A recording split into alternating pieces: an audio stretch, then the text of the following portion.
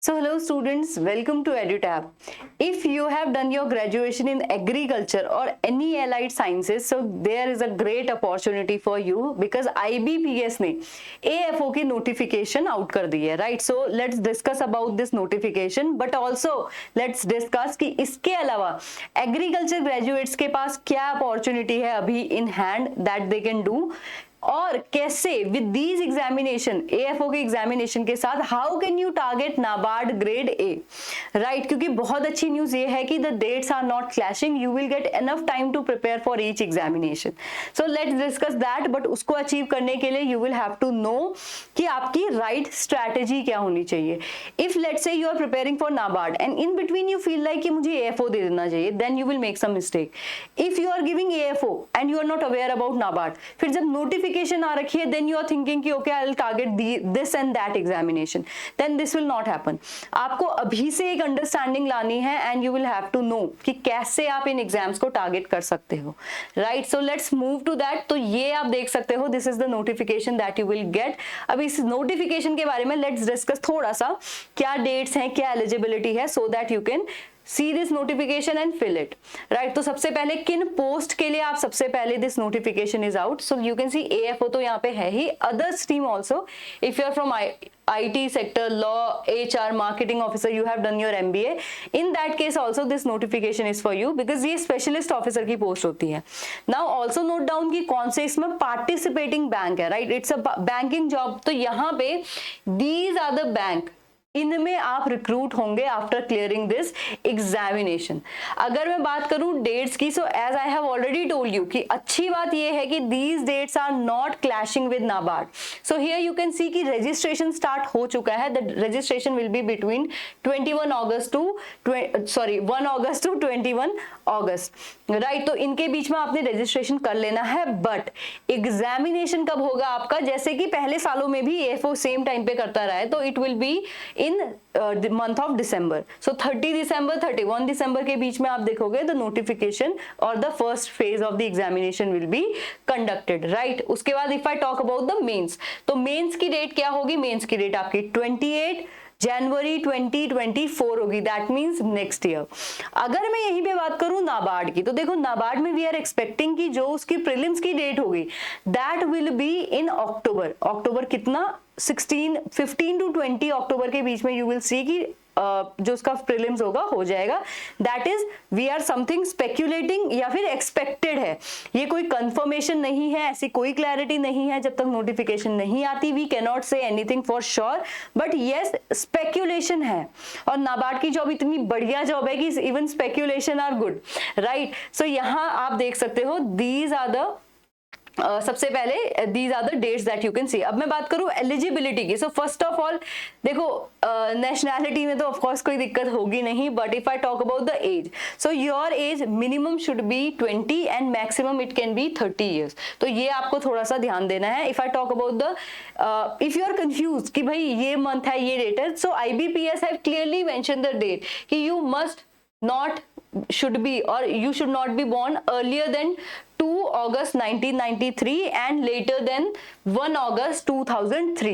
तो इनके बीच में if you are born you are good to go. Otherwise even if the difference is of 1 day, कि let's say आप 1 अगस्त की date है या यहाँ आपके 2 अगस्त की डेट है, in that case you are not eligible according to this notification. Now यहाँ पे yes relaxation is also there, जो अपर लिमिट है उसके लिए हमारी रिलैक्सेशन यहाँ पे दे रखी है. देन ये अगर यहाँ पे रिजर्वेशन है, यू कैन सी कि क्या कंडीशन है, that is for the reservation. अब where you will find this notification, so you will have to go in the official site of IBPS. वहां you will see this notification और वहां से आपको ये डाउनलोड करके एक बार अच्छे से पढ़नी है if you are targeting this exam. Now अगर you have done your graduation in agriculture, then this can be with NABARD your second, I would say कि plan B, best plan B ये हो सकता है अगर आपके पास agriculture है. अगर नहीं है तो again you cannot appear because इसकी conditions क्या क्या है देखो. If you are from IT तो उसके लिए ये है, बट अभी हम बात कर रहे हैं एग्रीकल्चर की. So you should have a 4-year degree. किस में? एग्रीकल्चर, हॉर्टिकल्चर, एनिमल हस्बेंड्री और ये सारे जितने भी एलाइड हैं. बेसिकली अगर आपकी 4 साल की डिग्री है, in that case you are eligible, क्योंकि सारे ही एलाइड जो ब्रांचेस हैं वो सारी इसके अंदर आ चुकी है clearly as you can see, right. So यहाँ कंडीशंस है ऐसे। उसके बाद जो एक चीज आपको देख लेनी है, और इसी पार्ट को मैं फोकस करूंगी specially for the people who are new, जिन्होंने इस एग्जाम के बारे में नहीं सुना है। देखो there will be just like NABARD 3 phases, phase 1, phase 2, interview, यानी pre mains interview, right. phase 1 if I talk about same as NABARD, it is screening phase.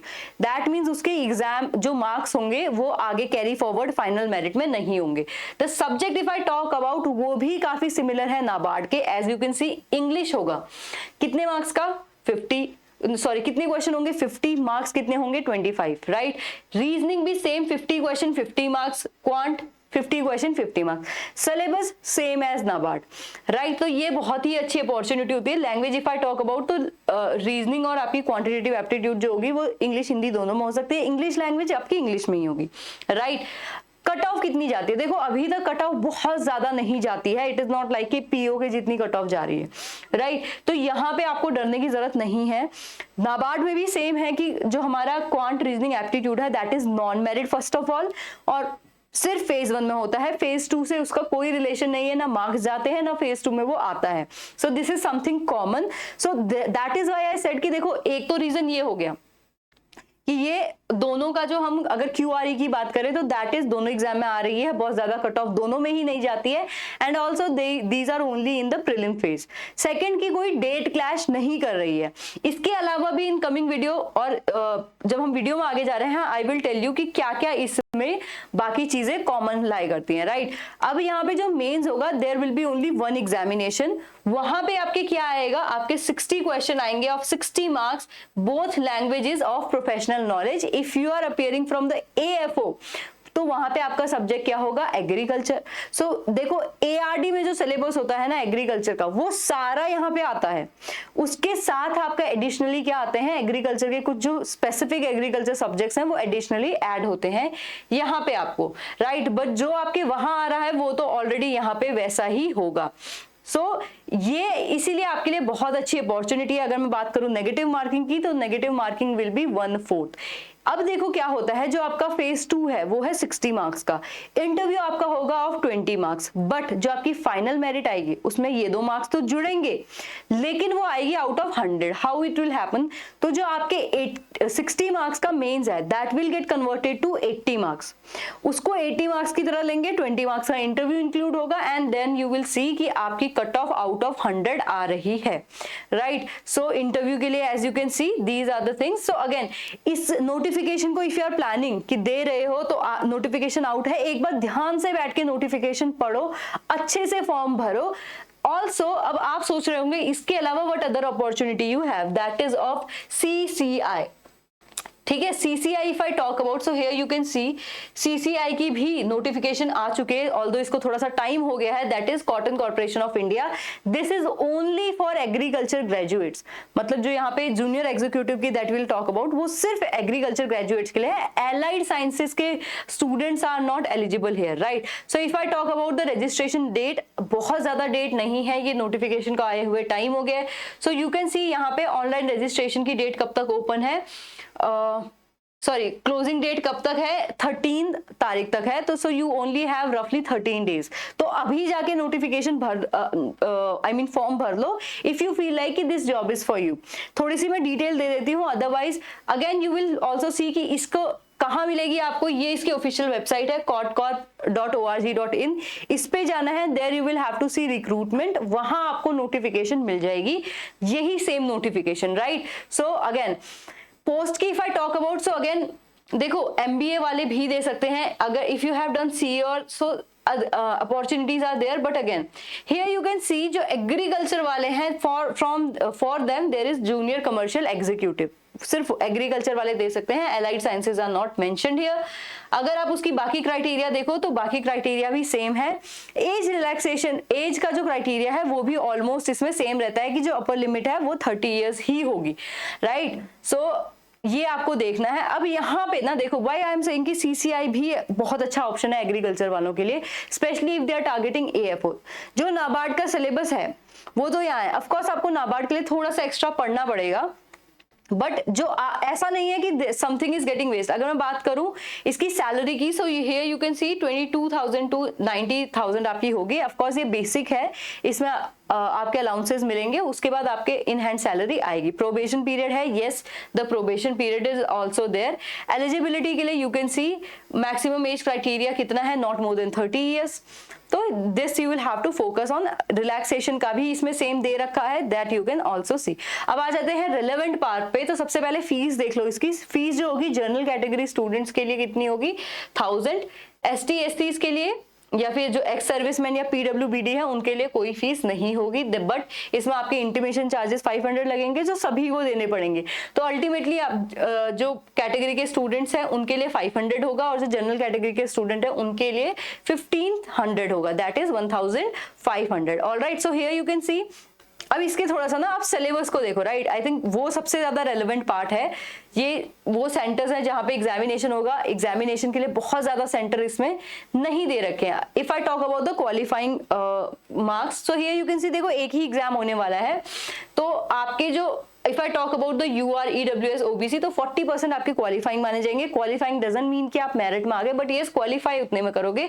ST SC PWBD ex serviceman के लिए 35% is the qualifying marks, right. So here you can see this is the syllabus I was talking about, और ये क्यों common है that I will also show you. So if I talk about कि junior executive जो है उनकी क्या syllabus रहेगा, so this is the syllabus you will gate. यहाँ पे देखो जनरल इंग्लिश आएगी। IBPS में भी आपने देख लिया जनरल इंग्लिश आ रही है, नाबार्ड में भी जनरल इंग्लिश आती है, तो this subject is same. Reasoning भी सेम है, क्वांट्स भी सेम है। इंपॉर्टेंस की बात करूं टॉपिक्स की, वो भी सेम है इवन इन द AFO, ठीक है। जैसे इंग्लिश में reading comprehension becomes very important. If I talk about the reasoning, sitting arrangement puzzle become very important. Then if I talk about the quant, DI is the major part जहां से question आते हैं।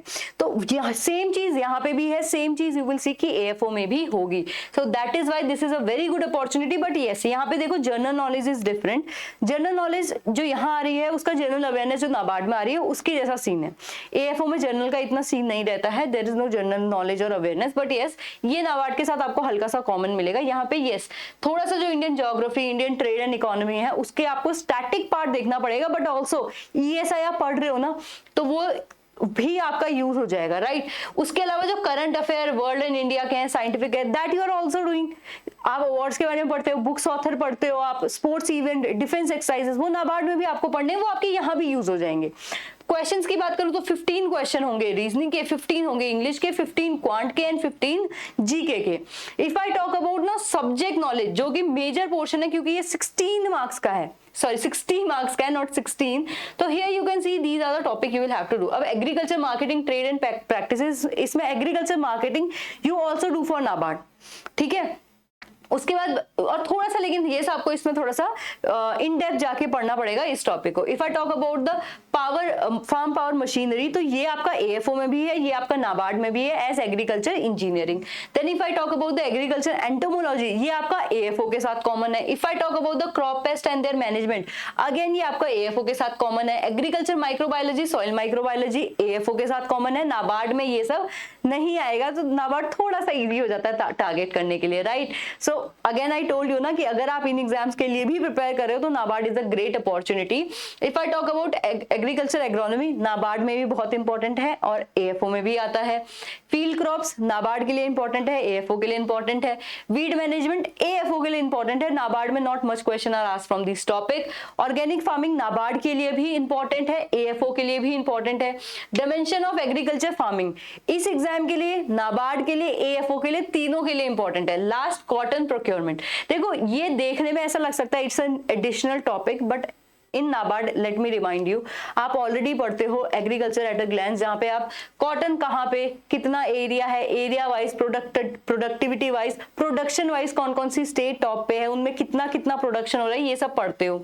MSP में आप cotton के बारे में पढ़ते हो तो वहां से भी आपको आइडिया लग जाता है, right. So yield, cotton scenario, domestic, international, export का डेटा यू ऑलरेडी रीड। तो ये सारी चीजें are already getting covered in NABARD itself. तो यहाँ पे यस थोड़ा स्पेशल टॉपिक दिया है तो आपको पढ़ना होगा। एएफओ के लिए ऐसा बहुत ज्यादा इंपॉर्टेंट नहीं है, बट नाबार्ड में ये ऑलरेडी आपको कवर होगा, may be you don't even notice. तो ये था, देखो ये अनदर एग्जाम है, अगर एग्रीकल्चर ग्रेजुएट आप हैं तो आप इसको टारगेट कर सकते हैं, बट इसकी थोड़ा सा डेट ज्यादा आगे है। So what I would recommend you कि एक बार इस एग्जाम से गेट डन हो जाओ, अगर आप इस एग्जाम को देने का भी टारगेट कर रहे हो। Otherwise for broad student I will tell you कि आप कौन सा एग्जाम दे सकते हो, एएफओ एंड नाबार्ड का। आप कैसे इन दोनों एग्जाम्स के लिए प्रिपेयर कर लो, देखो एक बार इसको देख लो, because this is very very very important. I will tell you why. Simple reason है, देखो अगर आप नाबार्ड दे रहे हो और एएफओ देने का भी प्लान कर रहे हो, you have no plan, let's say कि you are preparing for AFO और जब नाबार्ड की नोटिफिकेशन आ गई, आपने देखा कि यस सैलरी अच्छी है, I am getting 20 to 25 per annum CTC, ये तो बहुत अच्छी जॉब है, भाई स्टेटस भी अच्छा है इसका, वर्क लाइफ बैलेंस भी अच्छा है, now I should give this examination. तो उस टाइम पे आप इतने कैपेबल ही नहीं हो पाओगे कि अच्छे से नाबार्ड के लिए प्रिपेयर कर सको, although you have agriculture background. तो अगर आपने अपने बैकग्राउंड का प्लस यूज करना है, और आई वुड से कि अगर आप उसको अच्छे से हार्नेस करना चाहते हैं बेनिफिट्स को, तो you should have a clear strategy कि मैं आगे क्या करने वाला हूं in next month, in next coming week, मैं दिसंबर तक अपनी स्ट्रैटेजी क्या रखूंगा। तो I will be telling you कि जब तक आपका एएफओ का एग्जाम फाइनल कवर नहीं हो जाता है, what you should do if you are targeting both examination. So be listen very carefully. अब हम आ जाते हैं, देखो नोटिफिकेशन तो आपको मिल ही जाएगी, नेट में भी मिल जाएगी, ऑफिशियल साइट पे भी, लेकिन स्ट्रैटेजी नहीं मिलेगी। So I will be telling you now कि कैसे आपने इन एग्जाम्स को टैकल करना है, right. So first of all, सबसे पहले you should start with the common component. अभी एएफओ आने में टाइम है, नाबार्ड थोड़ा सा पास है, आपने क्या करना है, जो हमारे इंपॉर्टेंट चैप्टर्स हैं दोनों एग्जाम्स के लिए वो कर लेने हैं। कौन से, सबसे पहले एग्रीकल्चर हमारी कर लो, जो नॉर्मल एग्रीकल्चर के बारे में इंट्रोडक्शन या फिर एग्रीकल्चर इवन करंट अफेयर है वो कर लो। Then agronomy, soil science, horticulture, animal husbandry, fisheries, forestry and agri engineering, right. देखो अब क्या है, एग्रीकल्चर का जो करंट अफेयर है that will also come from here, तो उसके लिए आपको you should be too much worried, वो आपके कवर होता रहेगा। जो बाकी के टॉपिक है अप टू फिशरीज, ये दोनों ही एग्जाम्स में बहुत ज्यादा वेटेज देते हैं, तो इनमें अगर आप कोई भी एफर्ट लगा रहे हो that is very good and very fruitful, वो आपको 10% एफर्ट में भी 100% रिजल्ट देगा। तो यू शुड फोकस कि ये वाले chapters up 2 to 6 I would say, not 7, 2 to 6 I would say are done at a very good pace। उसके बाद ये दो चैप्टर है, देखो आते ये दोनों में है, नाबार्ड और एएफओ में सेम है। नाबार्ड में forestry is more important, AFO में थोड़ी सी कम इंपॉर्टेंट होती है। Agriculture engineering similarly vice versa case है, नाबार्ड में कम इंपॉर्टेंट है, एएफओ में बहुत इंपॉर्टेंट है एग्रीकल्चर इंजीनियरिंग। और सीसीआई में भी आपने देख लिया कि this topic was there, right. तो ये आपको टॉपिक तो सबसे पहले कर लेने हैं। इसके बाद आपने साथ में क्या करना है, इसके स्कीम्स एंड रिपोर्ट पिक कर लेनी है। ऐसा ना हो, because NABARD is too near, आप ऐसा नहीं सोच सकते कि once I will get done with agriculture each and everything then I will start the current affair. Time नहीं बचेगा नाबार्ड के लिए, right, then you will be making the same mistake. And agriculture में देखो एएफओ में क्या है, this will come in the mains, but that doesn't mean कि आपको वेट करना है कि पहले मैं प्री में क्यूआरई पढ़ रहा हूं then I will do the mains का syllabus. No, this will be wrong. पहले आप मेंस का सिलेबस करो, उसके बाद आप पिक करो फेज 1 के सब्जेक्ट्स, ताकि फेज 1 तक आपका दिमाग भी फ्रेश रहे, आपकी प्रैक्टिस भी रहे। एंड मेंस वाला तो देखो you have time for revision ना, सो उस टाइम पे आपने करना है मेंस की तैयारी भी, ठीक है। उसके बाद इफ आई टॉक अबाउट, इसके साथ साथ you will also have to do for NABARD schemes and reports. अब ये schemes and report is not like कि आपके सिर्फ नाबार्ड में आएंगे, क्योंकि इसमें जो agri related reports and agri related scheme होगी वो आपके एग्रीकल्चर करंट अफेयर का भी पार्ट बनेगी, जिसमें 6 almost I would say 5 to 7 6 question आते हैं, ठीक है। तो you are also putting the effort in both examination, feel like that.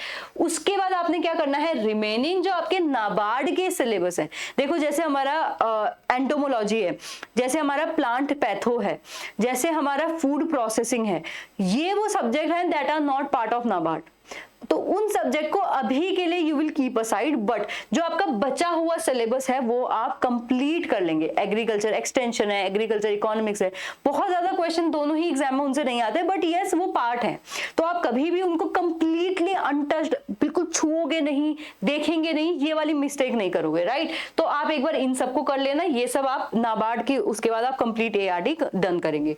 अगर आपकी ये हो जाए, स्कीम्स एंड रिपोर्ट आपको देखो और बहुत ज्यादा नहीं करनी है, आई वुड से कि जुलाई से आइडियली स्टार्ट करो वंस यू गेट टाइम, क्योंकि जो भी आपको मिलेगा तो then you can go for June, और आई वुड से कि अप्रैल से पीछे तो बहुत रेयर केस में जाना कि आपने पढ़ रखा है पहले से, कि आप आरबीआई दे रखा है, बहुत अच्छे से याद है, बस रिवाइज करना, तो in that case you can go, otherwise जून से स्टार्ट कर सकते हो या जुलाई से स्टार्ट कर सकते हो, राइट। तो आपके पास बहुत ज्यादा पढ़ने के लिए ऐसा नहीं है कि you don't know how to tackle this, right. So आपके ये बहुत जल्दी ये भी हो जाएगा, ये भी हो जाएगा। उसके बाद आपने एग्रीकल्चर के बाद ईएसआई यानी economics and social issues pick करनी है, और इसको आपने अच्छे से करना है, इसके स्टैटिक पोर्शन को, राइट। उसके बाद आप साथ में क्या करोगे, जितने आपके करंट अफेयर, देखो एक बार आपने ये कंप्लीट कर दिया तो इट इज नॉट लाइक कि करंट अफेयर की फ्रीक्वेंसी बहुत ज्यादा रहेगी, चाहे आप डेली बेसिस पे पढ़े, वीकली बेसिस पे पढ़े या मंथली बेसिस पे पढ़े, it will not take you much time.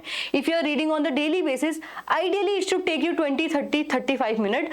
Otherwise, let's say कि you are somebody who go into background, check the depth, check from 2-3 sources. Even then also, it should not take you more than 1 hour. If it is taking you more than 1 hour to do current affair, then you are doing something very wrong.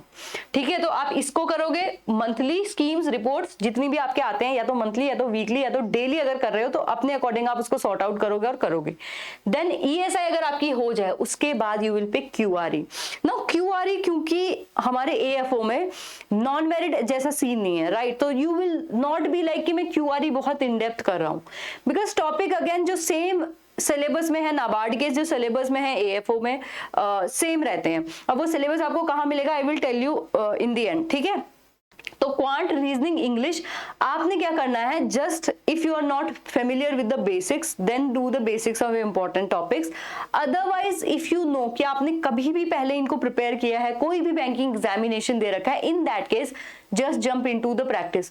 दोनों ही exam में the important thing is कि आप time पे questions को कर सको, ना कि आप ज्यादा क्वेश्चंस को कर सको, क्योंकि कट ऑफ एएफओ में, कट ऑफ नाबार्ड में, दोनों में ही बहुत ज्यादा नहीं जाती है। They are not testing you for maths और रीजनिंग, ठीक है। So get like have a good knowledge and understanding of this topic. Then इसके साथ साथ आप शुरू कर दोगे रिविजन एंड मॉक, किसका, एआरडी स्टैटिक, एंड जो करंट अफेयर आपने स्टार्टिंग इस मंथ में किए थे वहां से आप रिवीजन स्टार्ट कर दोगे।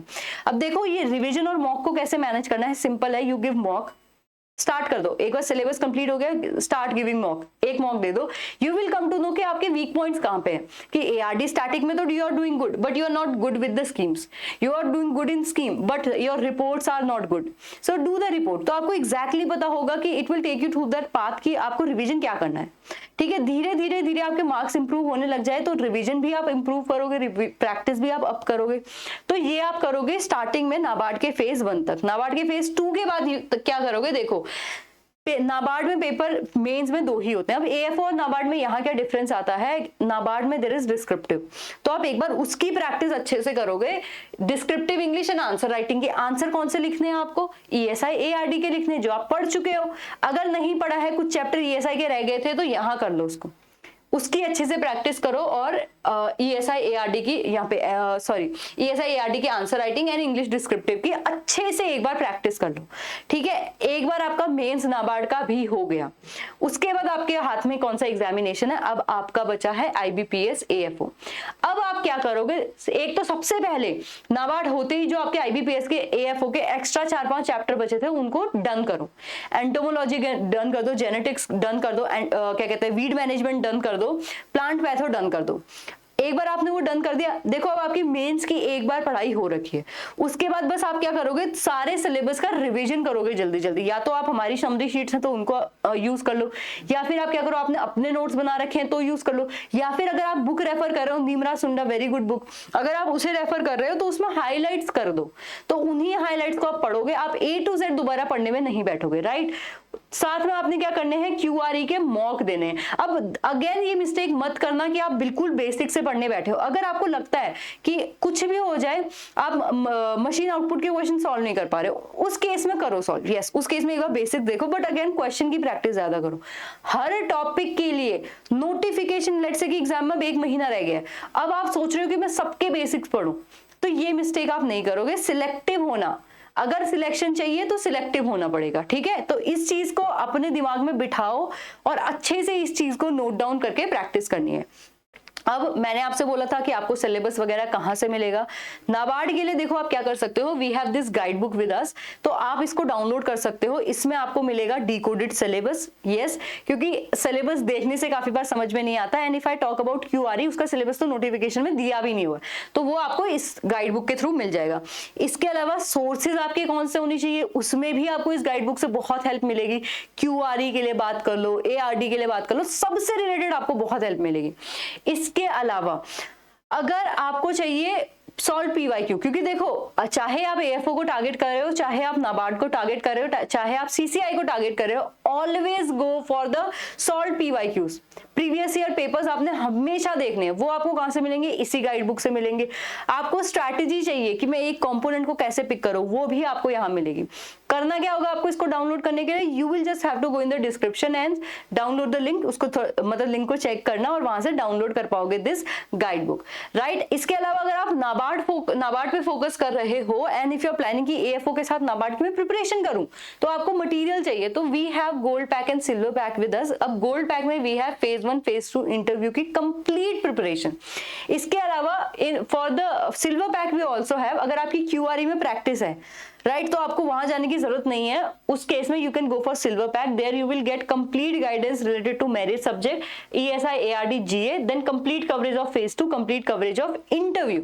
सो अगर आपको अब ऑफर के साथ ये कोर्स देखने हैं, ठीक है, कि जितना है ग्रॉस प्राइस नहीं, ऑफर चाहिए इनमें, तो आपको क्या करना पड़ेगा, you will have to check this course through the link below, right. So that is it, thank you so much. If you are new here, do remember to subscribe to our YouTube channel, and if you want the PDF जो मैंने study plan दे रखा है, उसके लिए you will have to join our Telegram channel as well. So thank you so much, that will B it. I hope you will have a nice day.